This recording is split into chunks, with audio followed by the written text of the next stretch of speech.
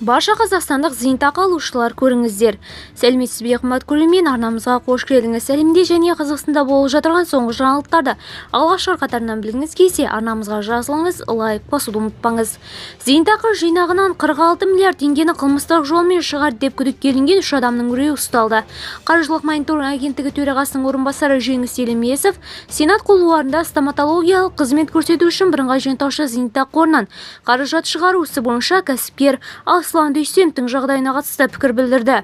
Журналистер қаржы мониторинг агенттігінің кәсіпкерге неліктен іздеу жариялағанын сұрады. Біріншіден, ол күдікті, оған сырттай айып тағылды. Сот оны уақытша қамауға алу туралы шешім шығарды. Оған іздеу жариялады. Бүгінгі таңда ол ұсталды, сот санкцияны күшінде қалдырды, дейді Жеңіс Елемесов. Оның айтуынша, тергеу органы оның 4 емхана құруға қатысу фактілерін толық дәлелдеген, ал түскен сомалар тергеуде толық анықталды.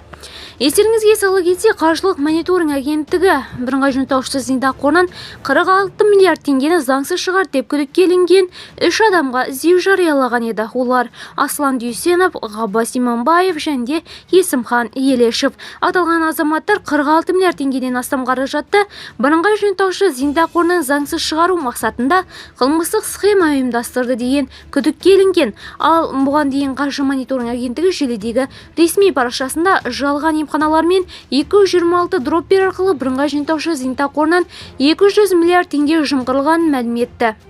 Банктың мәліметінше, соңғы 4 жыл ішінде Энфа отбасы KZ платформасы арқылы тек стоматологиялық қызметтер бағыты бойынша 757 миллиард теңге шығарылған. Видеомыз кеңінен таралу үшін лайк басыңыз, жақындарыңызға таратуды ұмытпаңыз.